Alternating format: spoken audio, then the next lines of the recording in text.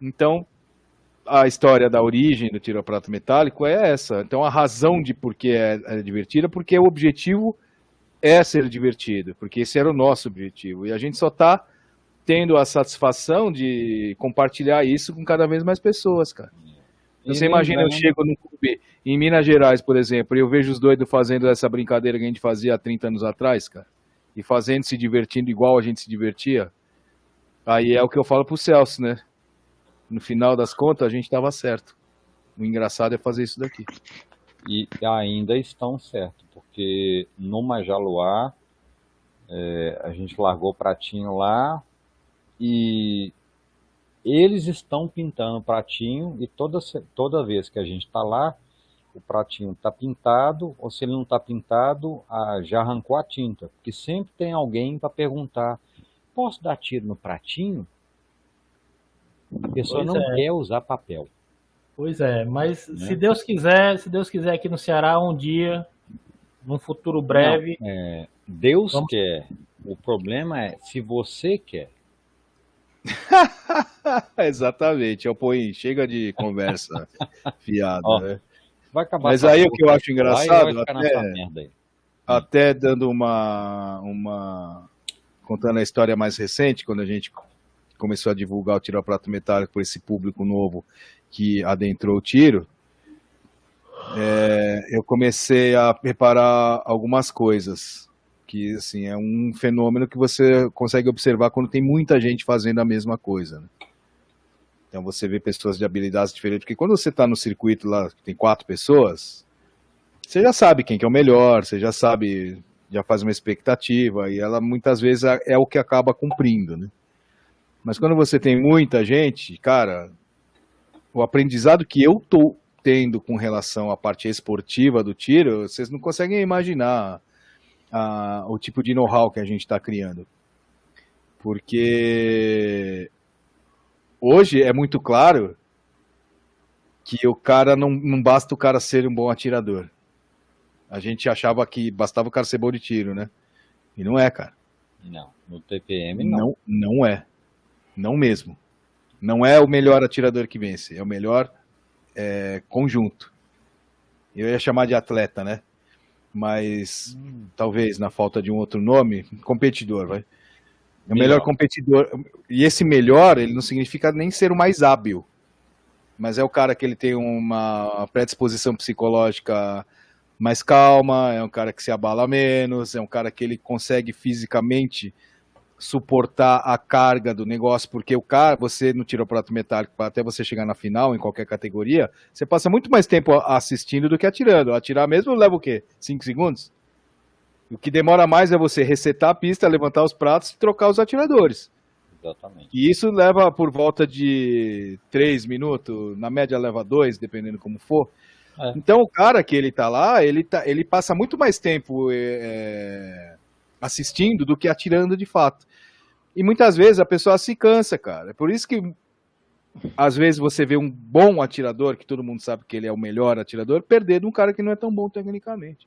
Sem contar que a gente faz academia, né? Indo lá, Fala, Igor. levantar os pratos. Harada, tá escutando?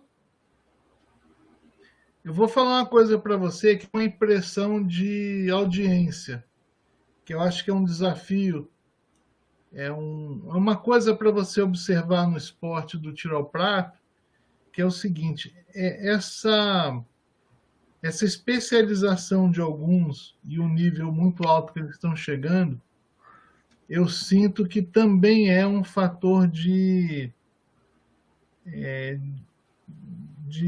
distanciamento de novos entrantes. Principalmente porque quando a pessoa. E eu estou te falando porque eu não sou qualquer um para atirar, mas quando você não atira e quer entrar e vê esse negócio num nível muito alto, eu acho que tem que ter algum gatilho aí, ou de categorias, para que a pessoa também se sinta à vontade para não deixar de entrar, sabe?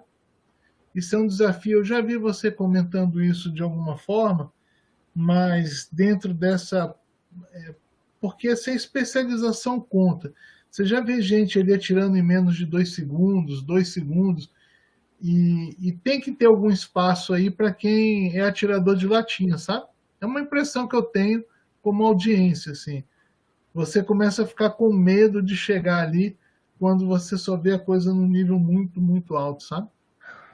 Eu até concordo com você nesse aspecto, mas, cara, a gente é sempre surpreendido, né? Porque eu achava que você colocar o cara bom na pista inibiria muito mais o iniciante, cara. Você sabe que não é isso que está acontecendo, né? Porque quando você pega um cara que ele realmente está dominando a modalidade, você consegue enxergar, assim, qual que é o limite do negócio. E o cara, às vezes, talvez até a pessoa que ela se predispõe a se expor num duelo desse jeito com pessoas que ela mal conhece, talvez ela esteja buscando isso também, essa referência, né? Porque quando a gente montou a categoria esporte, que seria para os iniciantes, ninguém quis ir, cara. Nem os iniciantes, você acredita? E aí a frase que eu mais ouvi das pessoas que não queriam ir na categoria esporte era: eu não sou café com leite. Entendeu? Ele Então, eu pensava exatamente o que você pensava, mas a prática está mostrando que bom. que não é exatamente nessa linha. Talvez o que a gente deva fazer, por uma questão até de coerência, é de você dividir nessas categorias por habilidade, né?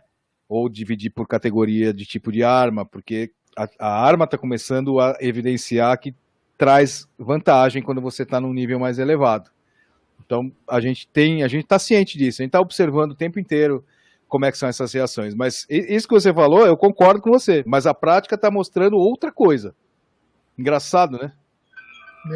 Porque assim, olhando de fora e olhando para o estômago, né? Porque a gente quer participar, mas você chega lá e fala: caramba, mas dá para brincar nesse negócio aí 2 segundos, né? Mas é o que você falou, não falaram para o fulano que era impossível, ele foi lá e fez.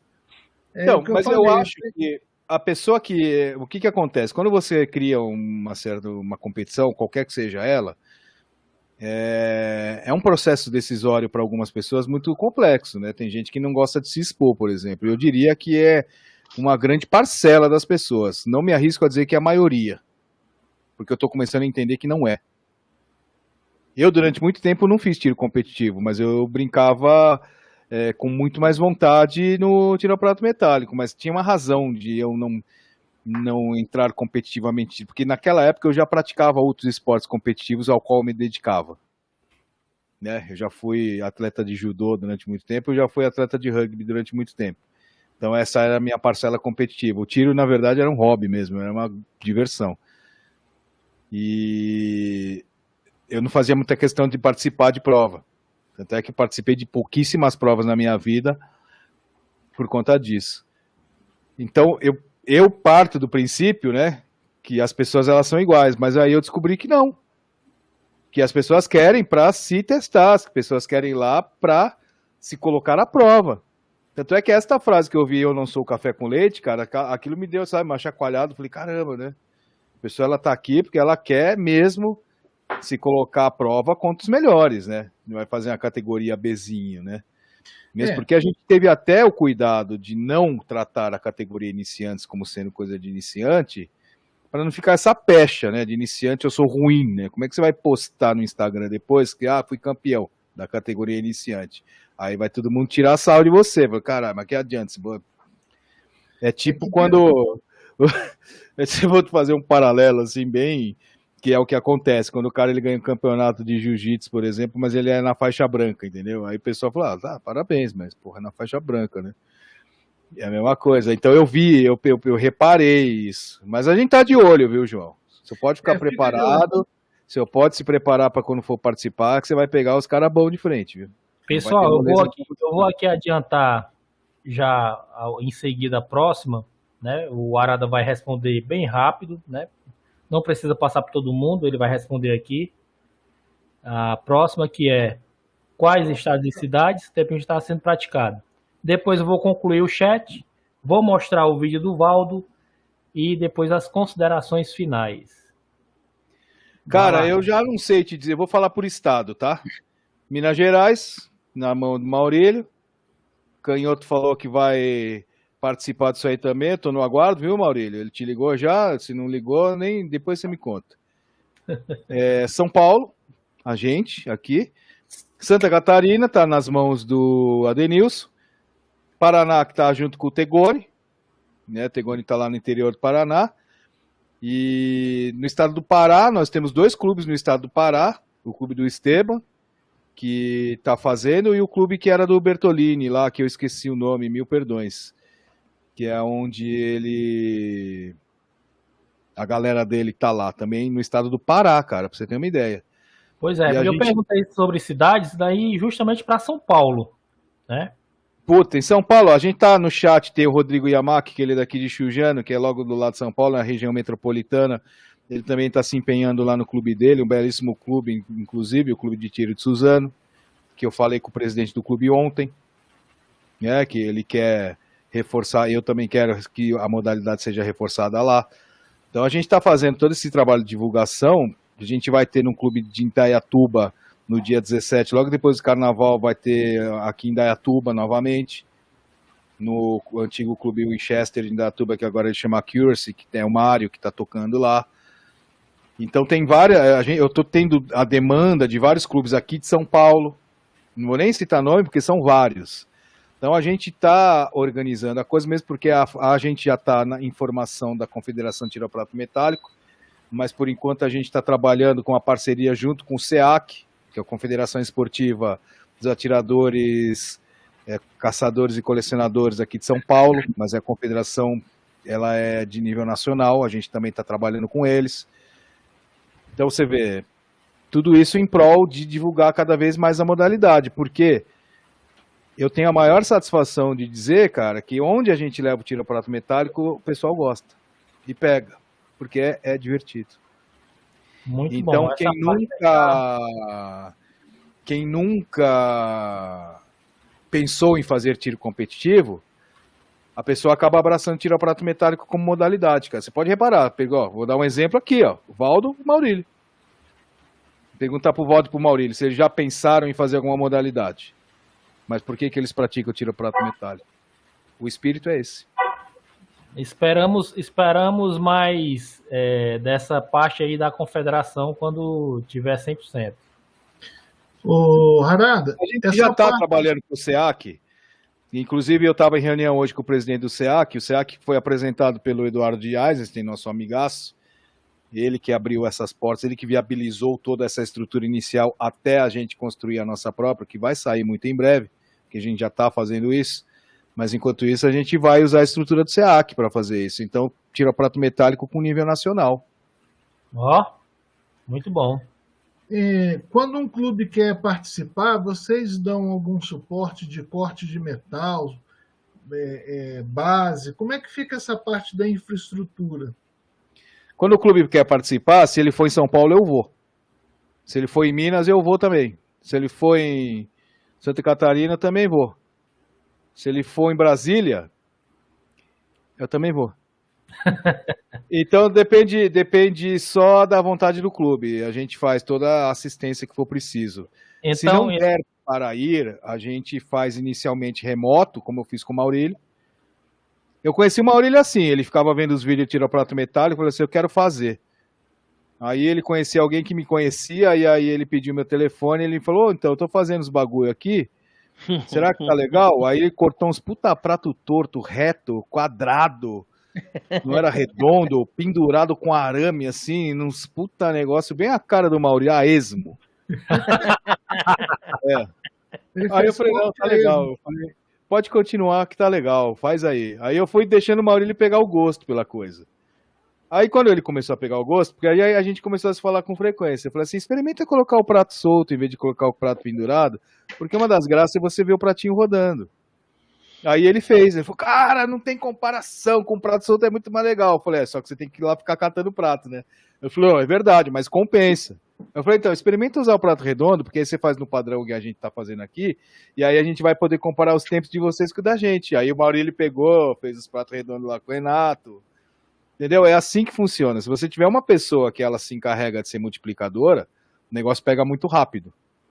O que demora mais é se eu, e no caso hoje que é o nosso secretário-geral, que é o Mauro,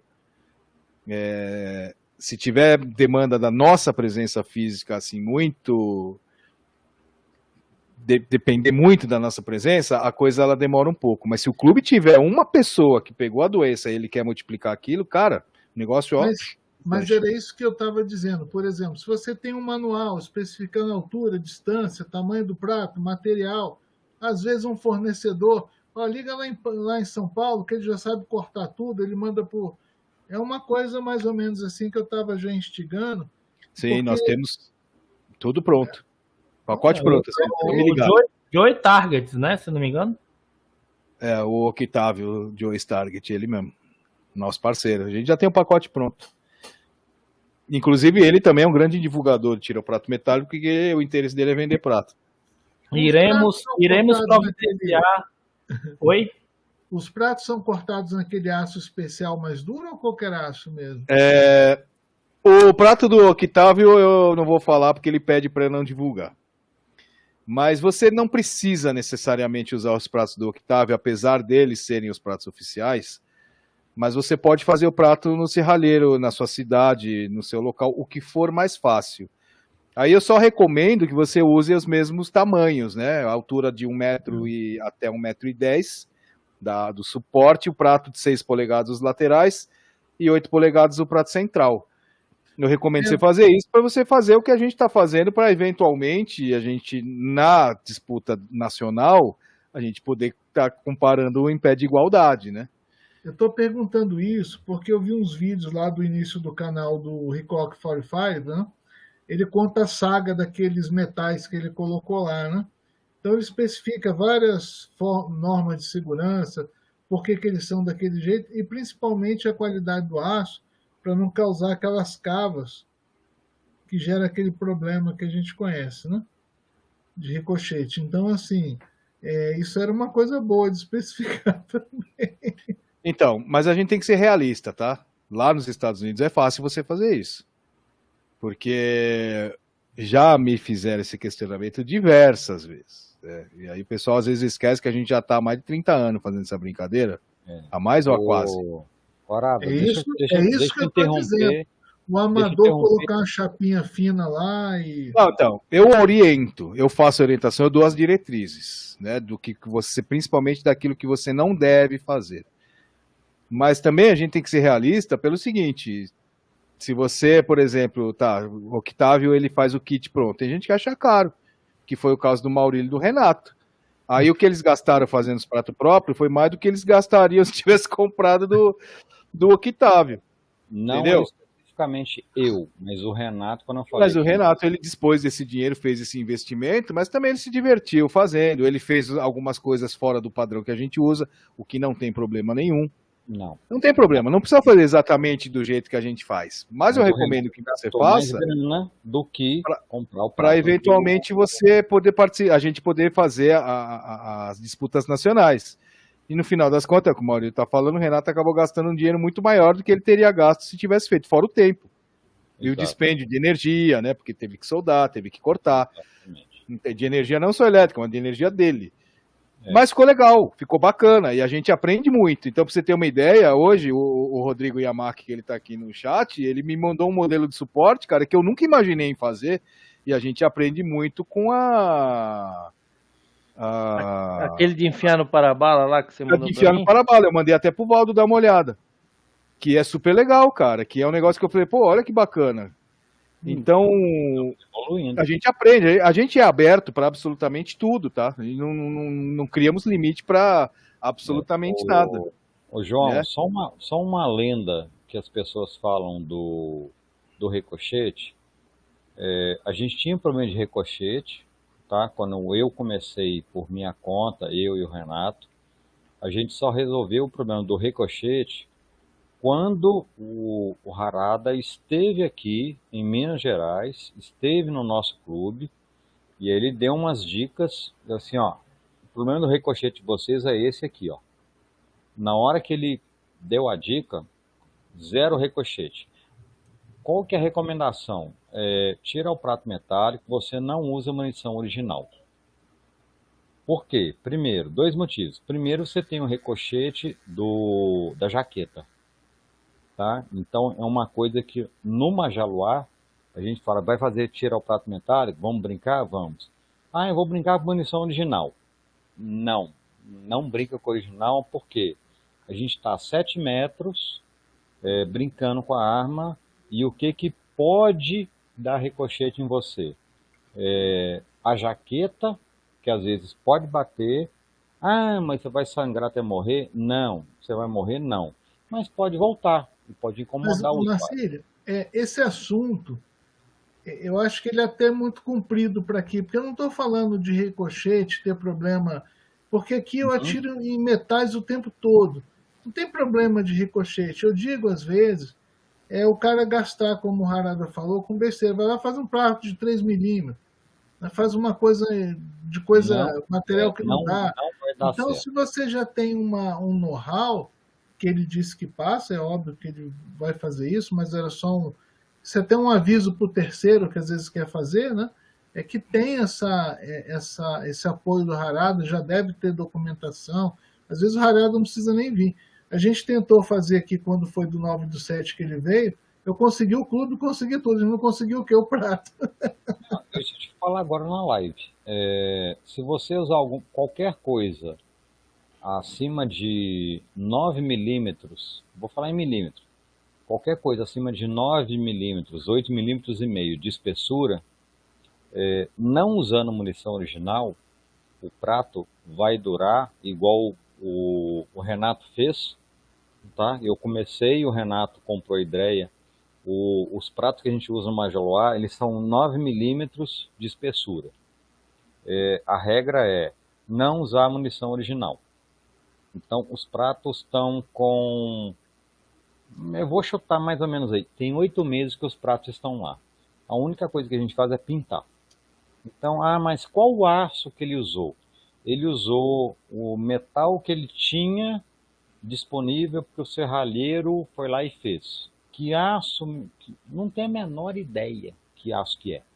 Mas assim, é aquele do basicão, do simples, vou comprar do Octávio.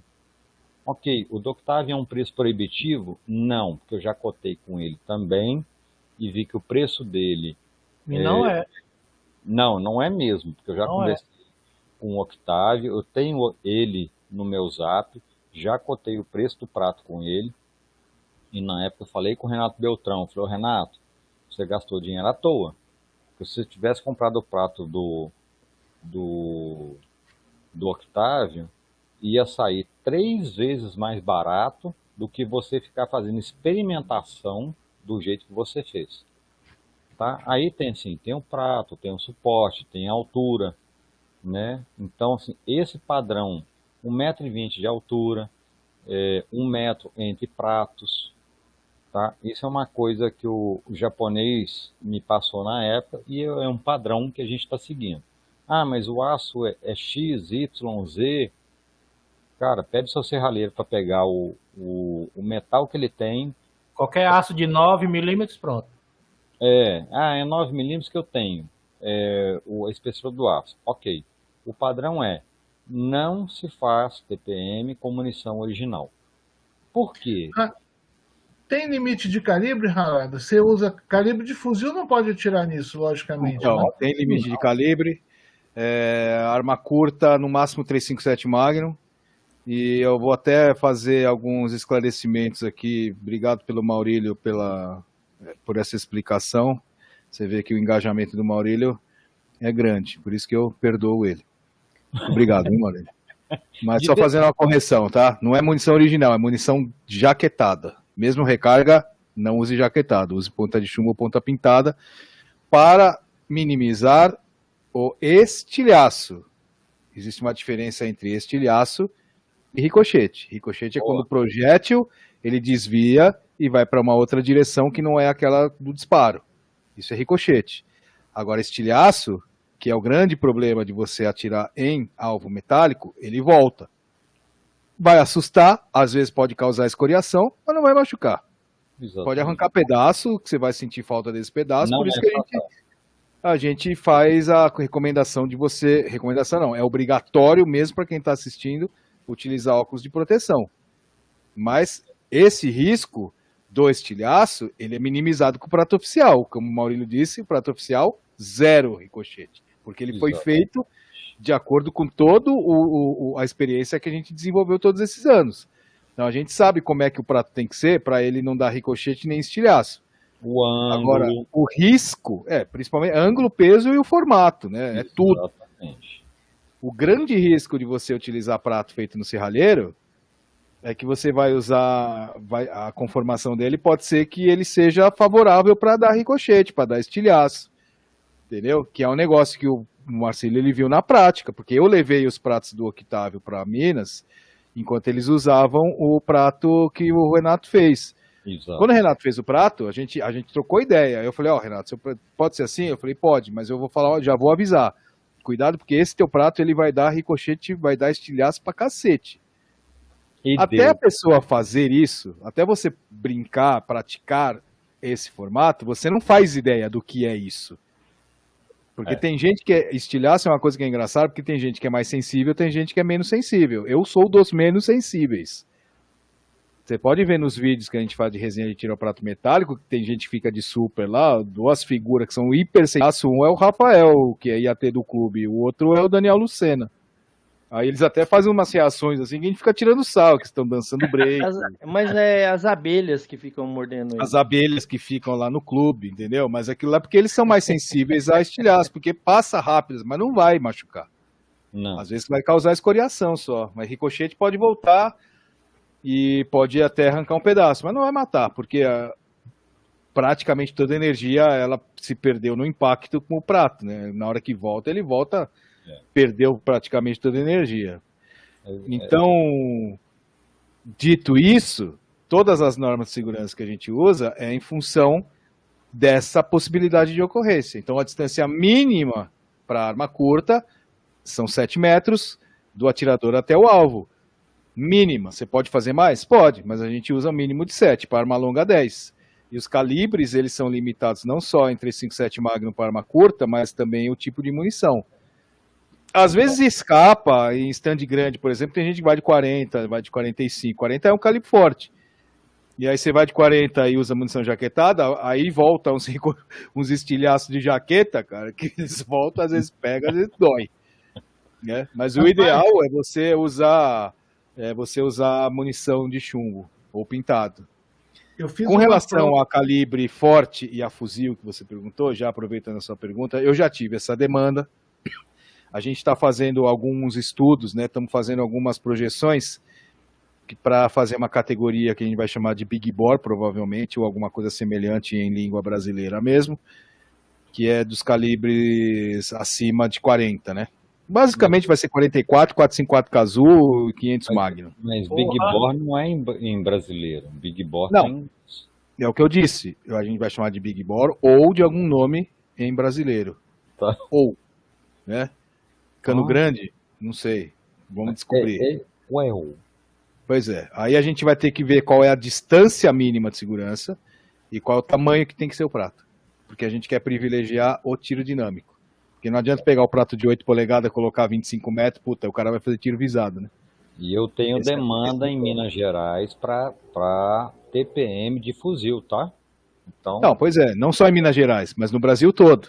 O de fuzil, como é que a gente vai fazer? 40 metros? 50 metros? Uma coisa eu sei, tanto por categoria de arma curta Big Bore quanto de fuzil, os pratos vão ter que ser de outro material. Aí não vai dar para fazer prato no serralheiro. Vai ter que fazer prato de AR-500. E AR-500 é caro pra cacete. A primeira cotação que eu fiz, pra você ter uma ideia, com o Octávio, um prato de 12 polegadas, ele ficou mais de R$500, um prato. E outro detalhe, não é muito se você parar para pensar, não é muito não. Outro detalhe é que aí a gente já não vai usar prato solto mais, porque a distância mínima, por exemplo, do Big Bore, eu acho que vai ser 20 metros, mínimo, se não for mais.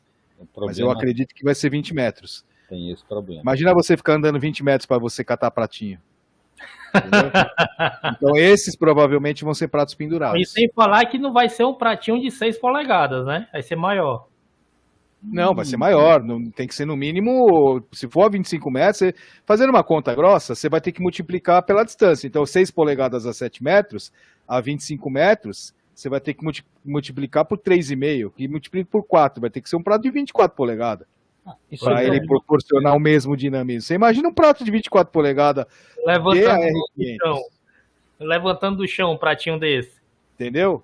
Não tem condições. Então o negócio ele tem alguns fatores que são muito mais difíceis de se resolver do que simplesmente você falar, faz o prato e põe lá. Nós estamos vendo isso já. Então é uma questão que ela está sendo resolvida, tá? Ô Valdo, você tá por aí? Eu vou colocar teu vídeo. Não, o Valdo já dormiu. E eu vou te falar. Vou colocar o vídeo do Valdo. Acaba a porra. Nossa, vai chover de novo! Eu tô doido pra ir dormir. Olha a curtição. Não, Valdo, o Valdo mandou esse vídeo, acredita. O Valdo é muito propagandista. Quem que gravou esse vídeo? Manda aí, dá play de novo aí, Valdo. Ó o Valdo. Ah, eu posso dar play aqui? Propagandista, rapaz. Tá. Valdo contra o Eduardo Dias, esse, ó. Não, mas eu tenho que fazer uma justiça aqui. O Rafael fala baixo. E o Eduardo não escutou ele falar fogo. Entendeu? E aí eu atirei. Pode ver que eu atirei bem mais rápido, bem mais cedo do que o Eduardo. Eu acho que é pior você falar isso, sabia, Valdo? Você rala o Edu. Você rala o Edu, ainda fala que é porque ele não escutou o comando. Ah lá, nossa, ainda vai reclama. deixar isso, né? De novo, toca. Nossa, vai chover de novo! Tá? Por que o Arada tá falando que vai chover? Porque a gente foi no Assault. E no Assault eu também fui assim. Eu nunca fui. Assim. Eu fui bem lá. Eu acabei vencendo, acho que 1 ou 2 vezes lá. E aí começou a chover. Aí o Arado começou a tirar sarro de mim que eu tinha ganho porque tava chovendo. Ou seja, ele tá confirmando. Mas não foi coincidência. Foi o Valdo ganhar a última passagem lá. Caiu uma puta de um toró, rapaz. Então. Ficou todo mundo na cobertura lá. E pensou, vocês não vão atirar na chuva? Por isso que ele ganhou. ganhou. É isso. Pessoal, aí o Valdo ganhou do Edu, eu achei que ia chover de novo. Vamos finalizar aqui. Eu vou ler o resto do chat aqui. Tem muita coisa atrasada.